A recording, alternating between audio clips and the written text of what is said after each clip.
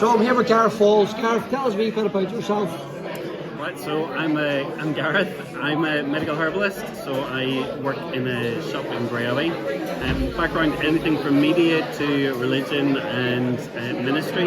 And then I did a bit of social enterprise and capacity building projects down in Dungannon before then taking a little bit of a detour into the role of herbal medicine. And really that was just about looking after people emotionally, spiritually and physically. Okay, what actually led you down that path? Somebody sick in the family? Actually, no, it was a doctor who was really struggling with medicine and struggling as a GP to try and be as holistic as he could to actually look after people. And he could see the need to bridge social care, knew that I had the background in the social enterprise and charity and how do you actually, how do you do this better, how do you do it in a more holistic way. And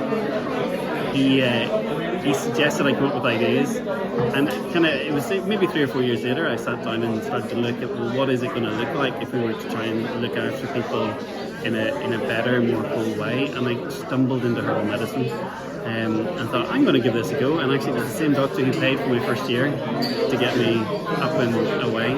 Very good. So then what made you take a segue into politics?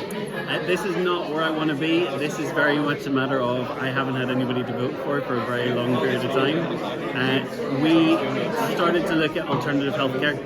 So we wanted to try and create health hubs where people could come and actually get looked after. Again, this whole idea about social enterprise, how do we look at nutrition, food, preventative healthcare, and then look at curative healthcare with an awful lot of kind of professionals who could network and collaborate. Yeah.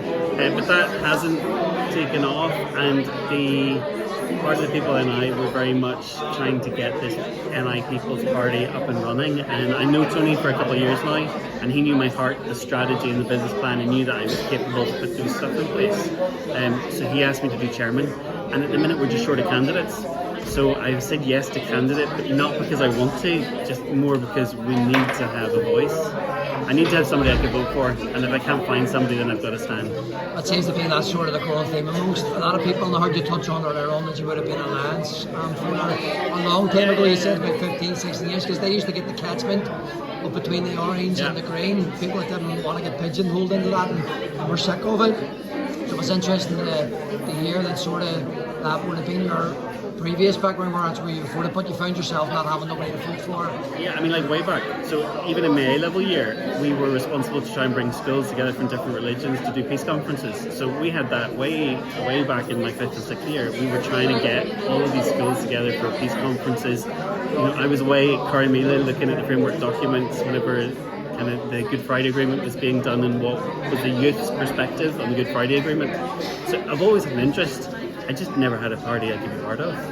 I think you'll find probably the more you talk to people, most people have actually been like that, but they've sort of been forced to vote for one or the other. And then the tribalism politics that you're good at getting people to vote for one or the other. If you don't vote for them will get in, you don't vote for them, they'll get in type of thing. So where do you see the party going? Where do you see it being able to make an impact? Okay, so we're trying to do 2 things. We're trying to work at it from a political party to try and see if we can get elections and stop some people from getting voted in, which is quite tribal in itself. But the other part of it is to try and build community across. Well, you have to have a strategy. You do. And the other idea is if we can do this grassroots, can we create community hubs on the ground where people are resilient and there's a bit of community independence. That's something that I'm pioneering and passionate about. It's something that Tony's passionate about as well. So we are trying to do it politically to create influence, but we've also recognised that could be an uphill drive, and in the process we need to try and do something else as well. Well, it's all about starting the fire, isn't it? We need to start somewhere. Can't start a fire without a spark. A little bit of oxygen. Yeah. I was lying in Portadown, I think, just over a week ago, maybe 2 weeks ago. It was really good. It was good to get introduced to you and hear you talk. It was a wee bit more motivational, It was good to meet like-minded people. Why tonight down in Newton Arts? So this is my area. So the first night was the launch of the party. So Tony had that. We had a group that we knew would be receptive to that, and Tony was able to cast the vision of NI people. I was able to go in a little bit more about the strategy. The second meeting then was about me as a candidate, who is my network, who would be voting for me, and if I can show that to the rest of our team as to how they would facilitate their own group. So the idea now is for all of the candidates to get their own group up and running, and we're modelling it tonight to try and show them, what's expected of them. And you think Meeting Arch is a good place to be, trying to get somebody to stand? North Down is a good place because you can have a real impact on the alliance, interestingly enough, for Stephen Barry. The Strangford constituency, it would be a hard reach to try and oust Jim Shannon, but we don't really have much of an intention in that. So this was a nice place that dovetails Strangford and North Down. It's two constituencies. We could attract an audience from both places. And the big thing now will be Fermanagh and West Tyrone and the Antrim constituencies as well. That's good. One of the things you really touched on and I had asked the question about was land.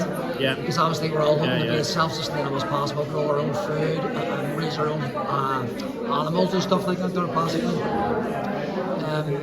One of the things that I have another problem is because I'm Belfast based and most of the people, it's just a concrete jungle. It's very hard to be able to sustain yourself. Yep. We've took all the fires out of our homes and stuff like that there even.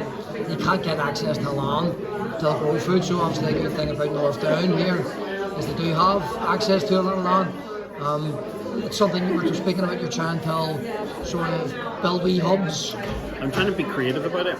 So my thinking in this is if you have an 80-year-old that has a house, a terraced house with a garden at the back that they can't maintain because of their arthritis and they're in pain, but they also aren't getting to see anybody, they're feeling lonely, they're isolated, and you have somebody else who lives in an apartment, is crying out for a piece of land, has a waiting list to get an allotment, and will quite happily go and spend a couple of hours every day on a plot so that they have food. You put those two people together, you've got the one who's going to work the land, you've got the elderly person that's lonely, that can offer that land, and you've got the person who's going to come and work it. The two of them can share the harvest, and actually you're trying to establish a relationship there, so you've got care in the community, you've got Meals on Wheels, and you haven't had to pay the government any more tax for that facility to be put in place. It's always a good thing whenever we're not having to pay as much tax. Anything's a good thing for that. Listen, Gareth, thanks very much for talking to me. Where can people find you? So I'm thewildsage.co.uk, and you'll find me on nipeoples.co.uk. Yeah, Twitter handle or anything like that there? It's the Wild Irish Sage. Wild Irish Sage? Right, that's brilliant. Thank All right, you very take it much. easy.